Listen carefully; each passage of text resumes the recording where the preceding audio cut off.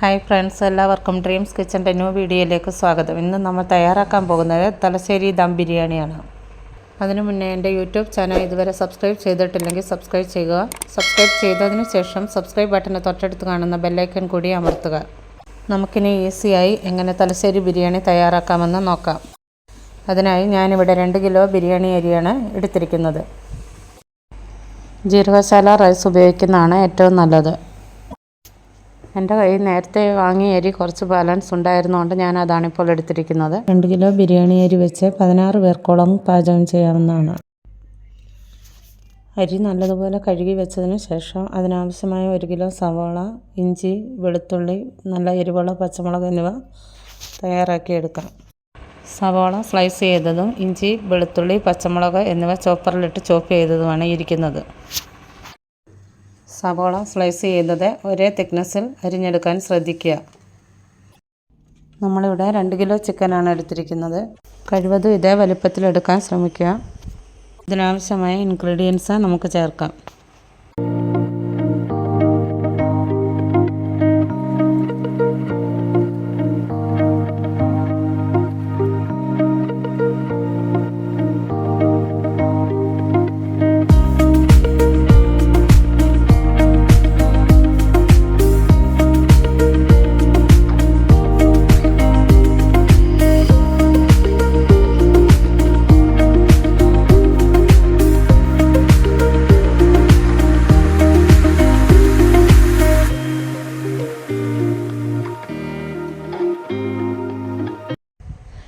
ഇതിൻ്റെ കൂടെ ആവശ്യമെങ്കിൽ മുളക് പൊടി കൂടെ ചേർക്കാവുന്നതാണ്. ഞാൻ എരിവുള്ള പച്ചമുളക് എടുത്തിട്ടുള്ളത് കൊണ്ട് മുളക് പൊടി ചേർക്കുന്നില്ല. അരിഞ്ഞു വെച്ചിരിക്കുന്ന സവാള 2 പ്രാവശ്യമായിട്ട് നമുക്ക് വഴറ്റിയെടുക്കാം. സൺഫ്ലവർ ഓയിൽ ഉപയോഗിച്ച് വഴറ്റിയെടുക്കുന്നതാവും നല്ലത്. ഗോൾഡൻ കളറാകുമ്പോൾ നമുക്കത് കോരി മാറ്റാവുന്നതാണ്.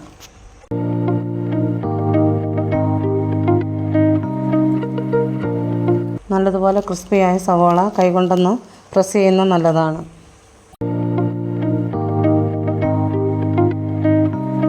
അടുത്തായി നമുക്ക് കുറച്ച് കാഷ്യൂനട്ടും കിസ്മിസും വറുത്തെടുത്ത് മാറ്റി വെക്കാം. പാൻ അടുപ്പത്ത് വെച്ച് ചൂടാകുമ്പോൾ അതിലേക്ക് നെയ്യ് ഒഴിച്ച് ബാക്കി വന്ന സവാള ഇട്ട് വഴറ്റുക. ഒരുവിധം വഴന്നു വരുമ്പോൾ അതിലേക്ക് ചോപ്പ് ചെയ്ത് വെച്ച ഇഞ്ചി, വെളുത്തുള്ളി, പച്ചമുളക് എന്നിവയിട്ട് വഴറ്റുക.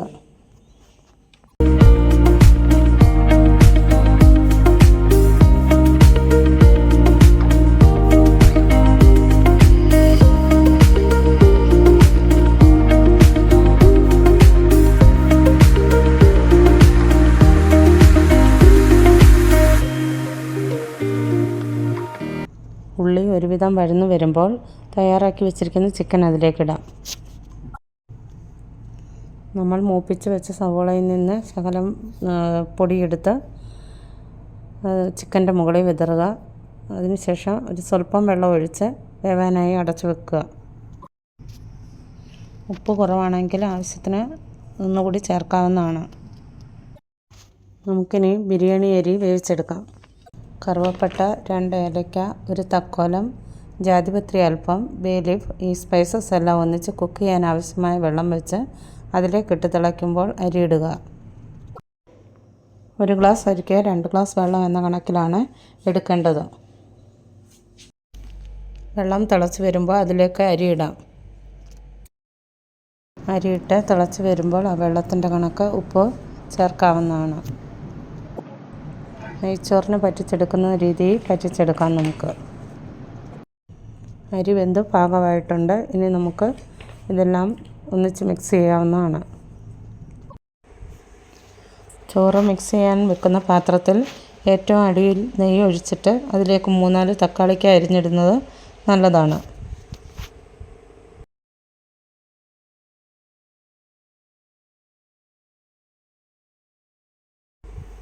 ഇത് ദം ചെയ്യുമ്പോൾ അടിക്ക് പിടിക്കാതിരിക്കാൻ സഹായിക്കും. അതിന് മുകളിലായി നമ്മൾ തയ്യാറാക്കി വെച്ചിരിക്കുന്ന ചിക്കൻ പകുതി ഇടാവുന്നതാണ്. അതിന് മുകളിലേക്ക് നമുക്ക് കുറച്ച് ചോറിട്ട് കൊടുക്കാം. അതിന് മുകളിലായി വഴറ്റി വെച്ച സവാളയും കാഷ്യൂനട്ട്, കിസ്മിസ്, മല്ലിയില, പുതിനയില എന്നിവയും കുറേശ്ശെയായി വിതറിയിടുക. പിന്നീട് നെയ്യൊഴിക്കുക.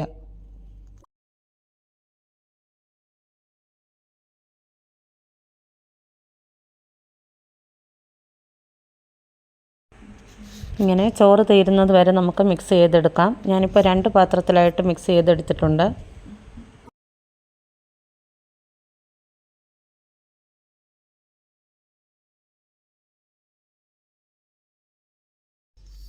ഇനി നമുക്ക് ബിരിയാണി ഒന്ന് ദം ചെയ്തെടുക്കാനായി വീണ്ടും അടുപ്പത്ത് വെക്കാം.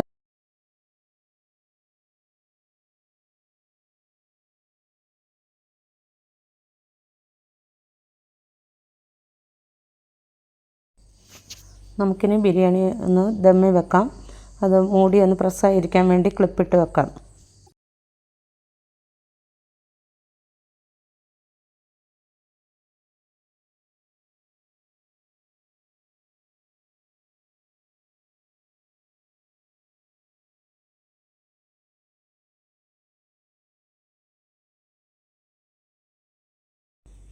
പത്ത് മിനിറ്റോളം ചെറിയ തീ വെച്ച് നമുക്ക് ആവി കയറ്റിയെടുക്കാം. അങ്ങനെ നമ്മുടെ തലശ്ശേരി ബിരിയാണി റെഡി ആയിട്ടുണ്ട് കേട്ടോ. വീഡിയോ ഇഷ്ടമായെങ്കിൽ ലൈക്ക് ചെയ്യുക, കമൻ്റ് ഇടുക. അടുത്ത വീഡിയോയുമായി നമുക്ക് വീണ്ടും കാണുന്നവരെ ബൈ.